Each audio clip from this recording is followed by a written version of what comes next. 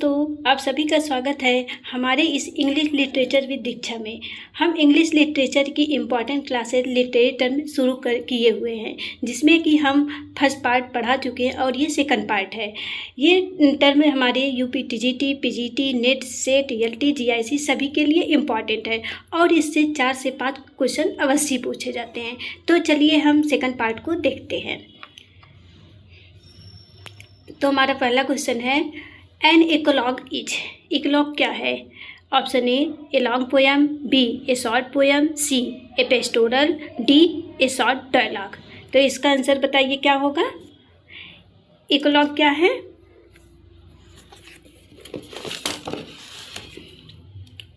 इसका आंसर क्या होगा? इकोलॉग मीन्स क्या होता है? ए पेस्टोरल पोएम होता है। चलिए सेकंड क्वेश्चन देखते हैं।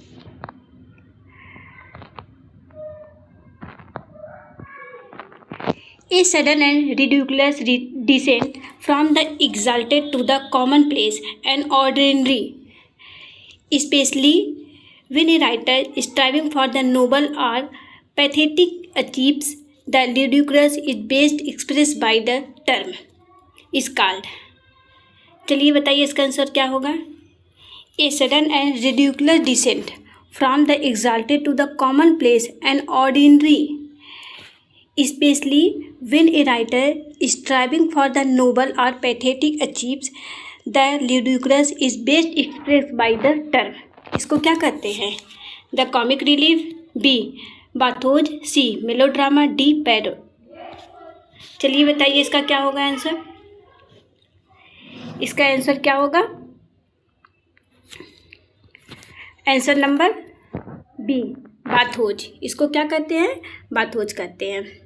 नेक्स्ट क्वेश्चन क्या है? Catharsis. What is catharsis? Catharsis क्या है?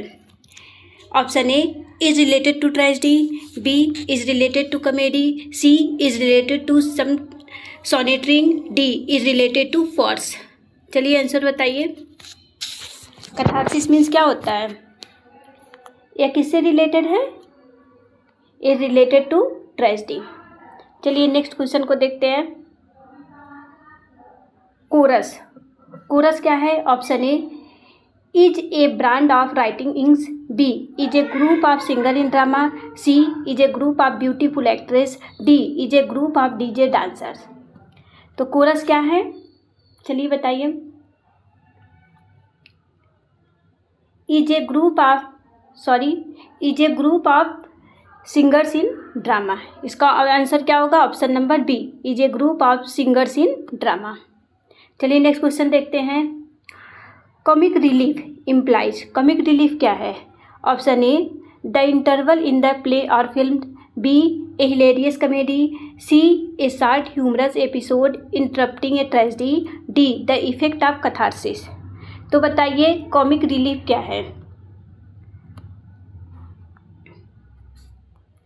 आंसर इसका क्या होगा? A short humorous episode interrupting a tragedy. इसी को क्या कहते हैं? कॉमिक रिलीफ कहते हैं। नेक्स्ट क्वेश्चन देखते हैं। Beat writers. Option A wrote in the 1950s, B wrote in the 1940s, C wrote in the 1960s, D wrote in the 1980s। इसका आंसर बताइए क्या होगा। बीट राइटर्स कब माने जाए, कब से कब तक जाने जाते हैं? Known as the rot in the 1950s। Next question देखते हैं। What is soliloquy. सॉलिलॉकी क्या है? Option A an actor's secret thought uttered aloud, B secret speech, C an actor's speech not to be heard by audience, D an actor's speech mean for other characters also. इसका answer बताइए क्या होगा। What is सॉलिलॉकी।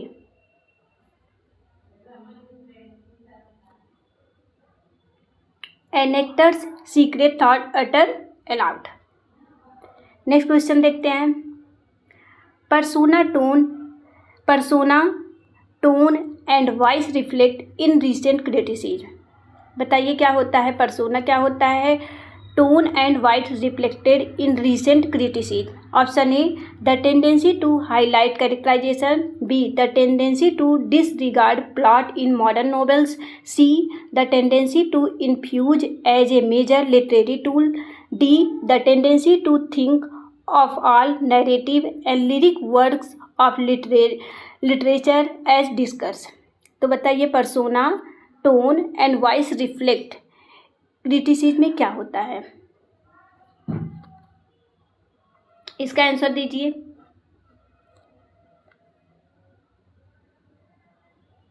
इसका answer क्या होगा? Option number A. क्या हो? Persona, tone and voice reflect क्या होता है? The tendency to highlight characterization. Next question देखते हैं।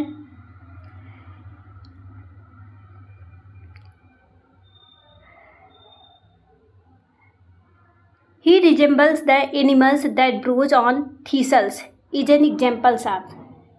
He resembles the animal that browse on thistles. ये किसका उदाहरण है? Tautology, B periphrasis, C onomatopoeia, D litotes. इसका बताइए आंसर क्या होगा? इसका आंसर होगा option number B periphrasis. Next question देखते हैं। Who among the following was the first poet laureate officially appointed by the British sovereign? कौन से फर्स्ट पोइट लॉरिएट है जो ऑफिशियली जो है ब्रिटिश के द्वारा जो है सिलेक्ट किए गए हैं? बताइए। Option A Ben Jonson, B Robert Southey, C Dryden, D Wordsworth. First poet laureate British के द्वारा जो है सॉवरेन किए गए हैं वो कौन से हैं? चलिए आंसर बताइए।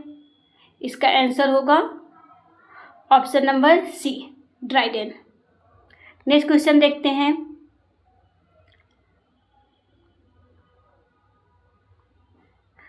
The fall of in 1453 mark the beginning of Renaissance in Europe.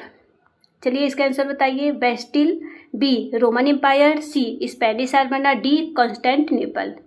The fall of in 1453 mark the beginning of Renaissance in Europe। इसका आंसर बताइए क्या होगा? इसका आंसर होगा option number D Constantinople. Next question देते हैं। Who is known as the poet's poet? इसमें से कौन जो है पोइट्स पोइट के लिए जाने जाते हैं? Option A John Milton, B John Dryden, C Edmund Spenser, D T S. Eliot. Poet's poet के रूप में कौन जाने जाते हैं? इसका आंसर क्या होगा? Edmund Spenser. कौन जाने जाते हैं?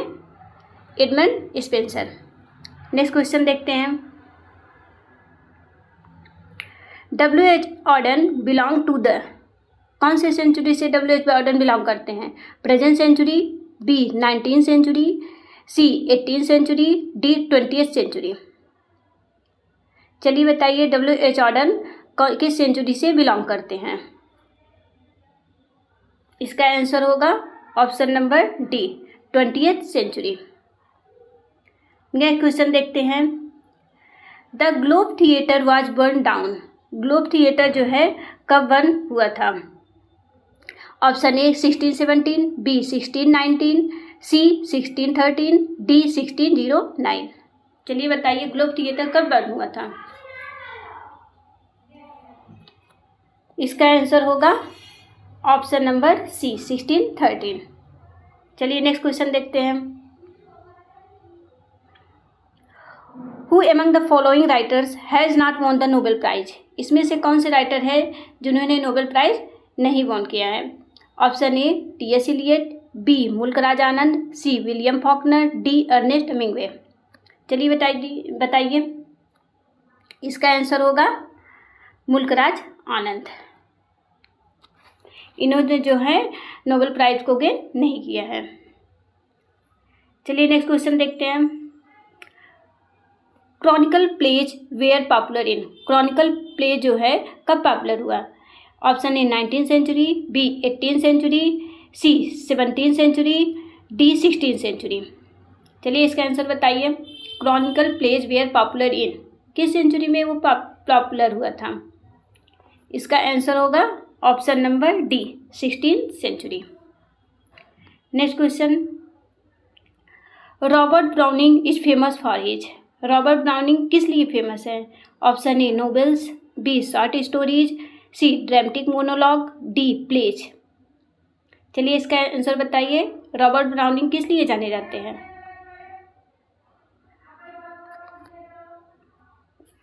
चलिए बताइए। इसका आंसर होगा ड्रामेटिक मोनोलॉग। चलिए नेक्स्ट क्वेश्चन देखते हैं। In how many Indian language the साहित्य अकेडमी अवार्ड्स आर गिवन। चलिए बताइए, in how many Indian languages the साहित्य अकादमी अवार्ड्स आर गिवन। कितने लैंग्वेज के लिए जो है साहित्य अकादमी अवार्ड दिए जाते हैं? Option A 20, B 21, C 22, D 23। इसका आंसर क्या होगा? 22। नेक्स्ट देखते हैं। Alexander Pope said, "The wisest, the brightest and meanest of mankind about." Alexander किसके बारे में कहे? The wisest, the brightest and the meanest of mankind. Option A Defoe, B Francis Bacon, D Dryden, C Milton. ये जो option A डिफो है इसको कहते हैं डेनियल डिफो के नाम से जानते हैं। तो बताइए इसका आंसर क्या होगा? किसके लिए अलेक्जेंडर पोप ने कहा है? इसका आंसर होगा option B, Francis Bacon. Next question देखते हैं। Who said classicism is health and romanticism is disease. किसने कहा है classicism is health and romanticism is disease? Option A Wordsworth, B Goethe, C Coleridge, D Byron. चलिए बताइए किसने कहा है classicism is health and romanticism is disease? इसका होगा ऑप्शन नंबर बी, गोएथे ने। गोथे कहते हैं इसको, गोएथे भी कहते हैं। चलिए नेक्स्ट क्वेश्चन देखते हैं। The movement of return to nature has to do with. Return to nature जो है वो किससे रिलेटेड है? Option A new classical age से, B romantic age, C restoration age, D none of the above.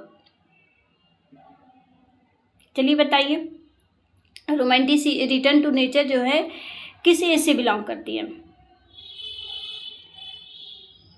चलिए इसका आंसर क्या होगा? Option number B, romantic age. Next question. चलिए हमारा क्वेश्चन यहीं तक था। अब नेक्स्ट क्वेश्चन जो है हम थर्ड पार्ट में देखते हैं।